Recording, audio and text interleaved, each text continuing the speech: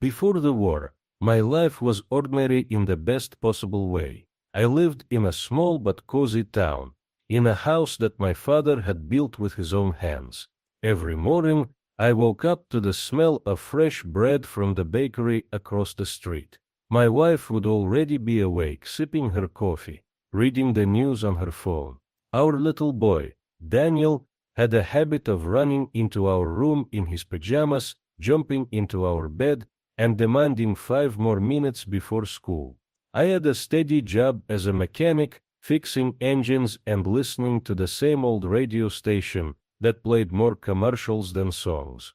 Life wasn't glamorous, but it was ours, full of little routines, familiar faces, and the comforting feeling that tomorrow would be just like today. When the first rumors of conflict reached our town, I barely paid attention. Wars happened in other countries, to other people. I remember shaking my head at the headlines and thinking, it'll blow over, it always does. But in just a few days, that illusion shattered. Soldiers started appearing on the roads, checkpoints popped up where there had been nothing but open fields, and the sound of distant gunfire became part of the background. Looking back now, those last peaceful mornings feel like another lifetime. I didn't know then that I was living the final chapter of my old life. The day it all fell apart wasn't marked by anything grand or cinematic. No sirens blaring in the distance, no dramatic warnings. It was an ordinary morning until it wasn't. I was on my way to the workshop when I heard the first explosion. It wasn't far, maybe a few streets away, and the sound rattled my bones. The ground shook, birds scattered in a panic, and the air seemed to suck in with dust and fear. I ran home, my heart pounding in my ears. When I reached our street, it was chaos. Neighbors shouting, children crying, people stuffing belongings into cars. My wife met me at the door with Daniel clinging to her leg, his face buried in her coat. We didn't have time to think. I grabbed a backpack, stuffed in a few essentials, pins, a change of clothes, some bread, and we fled. We thought we'd be back in a few days, once things calmed down. That was the last time I saw my house standing. The next time I saw my home, it wasn't a home anymore.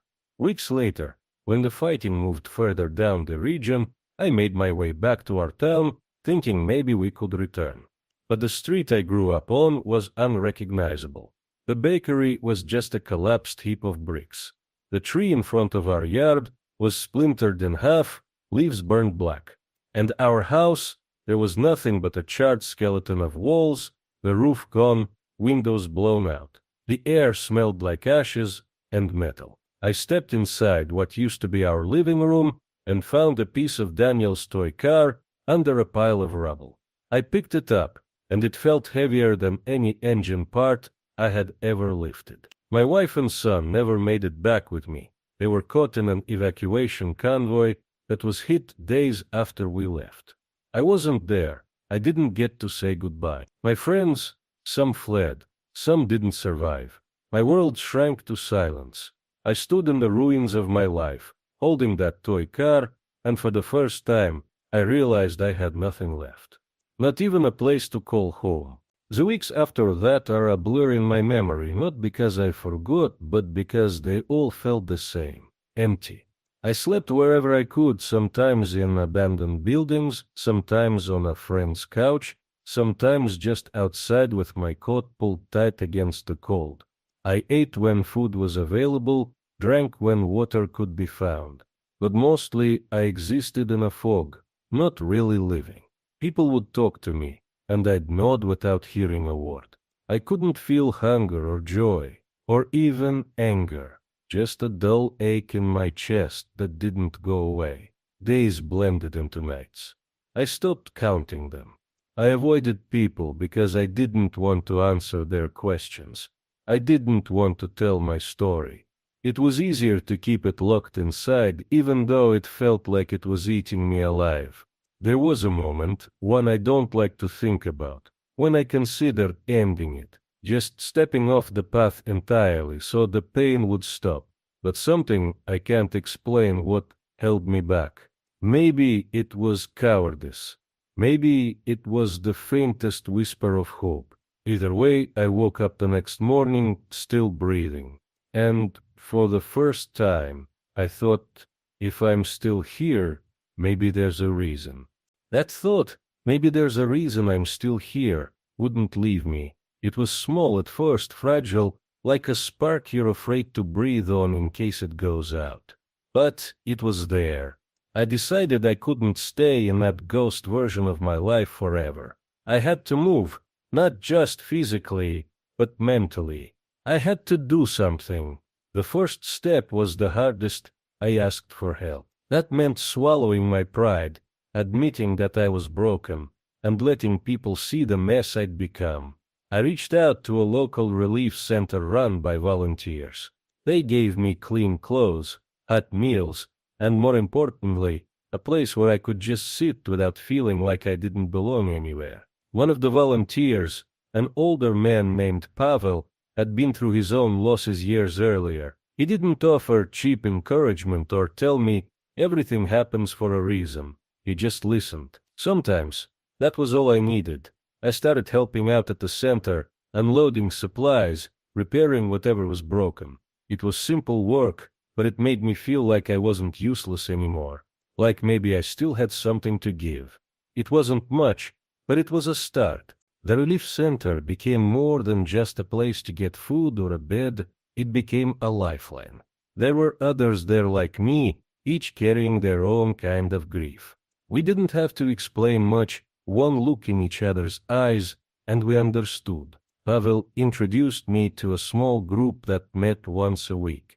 Not therapy in the formal sense, just people sitting in a circle telling the truth about their lives. The first time, I barely spoke. The second time, I said a little more. By the third, I was telling the story of my wife and son, their laughter, the way Daniel always left his toy cars in the hallway. No one tried to fix me. No one told me to move on. They just listened. And in that listening, I began to feel a strange kind of safety. Outside the center, I met neighbors who had also lost homes, and we started helping each other. If someone had extra bread, they shared it. If someone needed repairs, I brought my tools. It reminded me that community isn't about buildings or streets.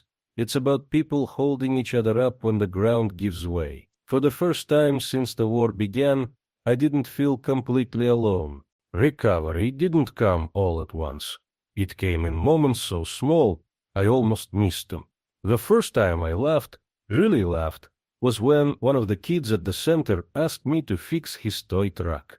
It was missing a wheel, and I told him I could make it faster than any truck in the city.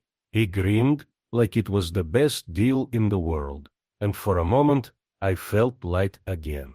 I found small routines, helping unload deliveries in the morning, sharing tea with Pavel in the afternoons, walking by the river in the evenings. Each one was a thread, and slowly those threads began to weave into something like a life. I saved a little money from odd jobs, fixing doors, repairing generators, sharpening tools. The first time I bought something just for myself, it was a new pair of work gloves. They weren't much, but they felt like proof I was moving forward. And I noticed that I'd gone from surviving day by day to actually thinking about next week. That was new. That was progress. After months of saving and planning, I finally had enough to rent a small apartment. It wasn't my old house. It didn't have the garden where Daniel loved to play, or the walls my father had built, but it was a space I could call mine. I painted the walls a soft cream, bought a small table and chairs, and hung a few pictures, mostly landscapes, and a photo of Daniel smiling in his pajamas, the one I had kept in my wallet. Each item I placed was a statement: I am here, I am still alive, I will continue. I learned to cook again, starting with simple meals, and sometimes I'd invite others from the center to share dinner. The apartment began to fill with laughter and conversation. replacing the silence that had haunted me for so long. I still had nightmares, and some days the weight of loss pressed down harder than others. But every time I walked through that door, I felt a sense of accomplishment. I was building something tangible out of the ashes. Slowly, life opened small doors for connection. I met people who shared my experiences, volunteers who had stayed through every hardship, and neighbors who understood the quiet grief behind the smile. One afternoon, while helping repair a community garden, I met Lena. She had lost her home too, but her warmth was like sunlight cutting through the gray. We started talking, then laughing, and eventually sharing stories of our lives before the war. She didn't try to replace what I had lost. She simply walked alongside me as I learned to live again. I also reconnected with distant relatives and old friends through letters and phone calls. Some were gone, some were changed, but each conversation reminded me that I wasn't completely untethered from the world I had once known. It was awkward at first. I doubted myself constantly, afraid that my grief made me too broken to belong. But each new relationship, no matter how small, was proof that the human heart can stretch again, even after unimaginable pain. As my life began to stabilize, I realized that surviving wasn't enough. I needed purpose, something beyond just existing day by day. I started volunteering at the relief center again, this time teaching practical skills, repairing engines, fixing household items, even basic carpentry.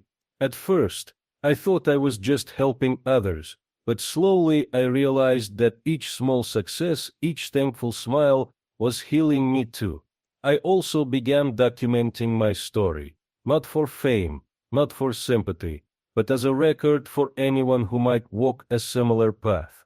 Writing became a way to process my grief, and sharing it helped me understand that pain, when acknowledged and supported, can be transformed into resilience.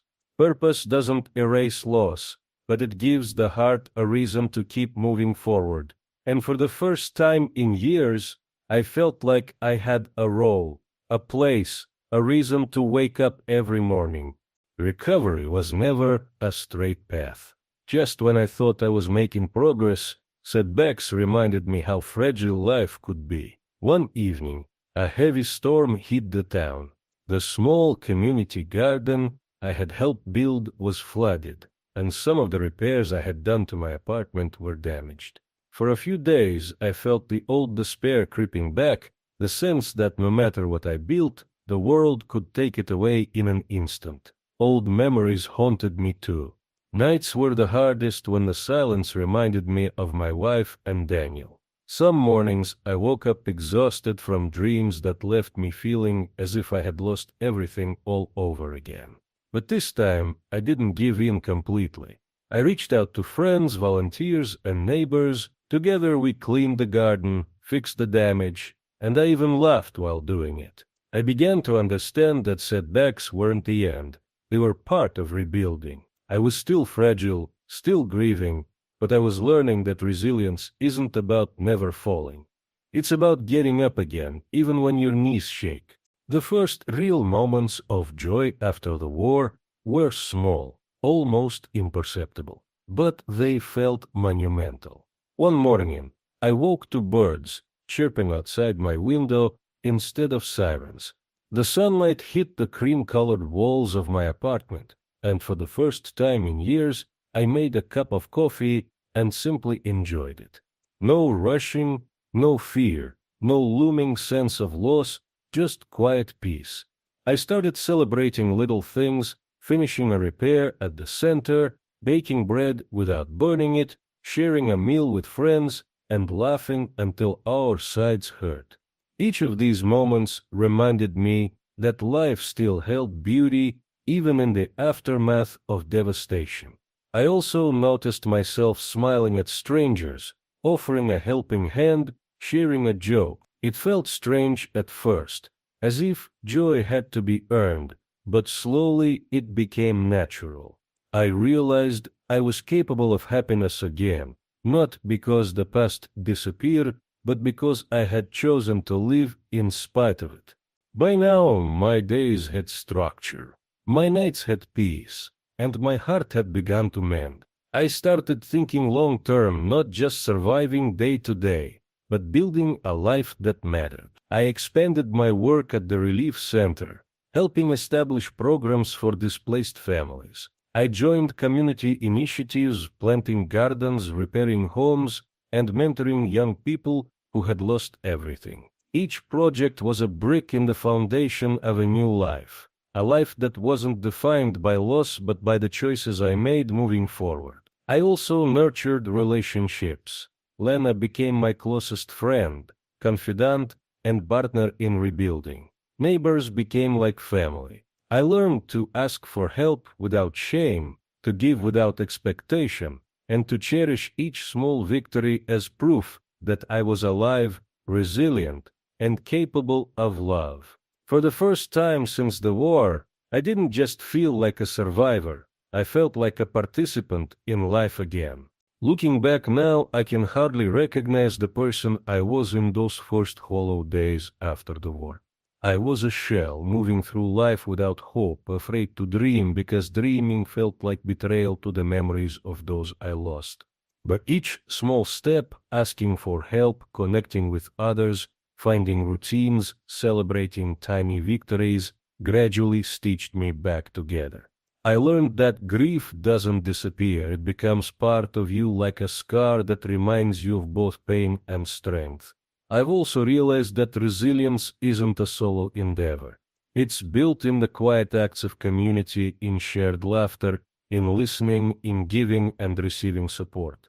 Without the people who held space for me, I don't know if I would have survived the darkness. I am not the same man I was before the war. I am more aware of life's fragility, more grateful for moments of joy, and more committed to helping others navigate their own storms. If you're reading this and struggling with loss, trauma, or the feeling that life has been ripped away from you, I want you to know something simple but vital. You are not alone, and it is possible to rebuild. Recovery doesn't happen overnight. It happens in small steps, in moments that may seem insignificant at first. A conversation with someone who listens, a hot meal, a repaired wall, a shared laugh. Each of these moments is a victory, proof that your heart is capable of healing. Grief and joy can coexist. You can carry the memory of what you lost while still creating something new, something meaningful. Reach out for help. Accept support. Celebrate small successes. Keep moving forward, even when the path feels impossible. I stand today in a life I never imagined I could have after the war. A home that feels like mine, relationships that nourish me, and purpose that drives me. And if I can find the strength to start anew after losing everything, so can you. Your story is not over. There is hope even in the aftermath of devastation. Take the first step and keep walking.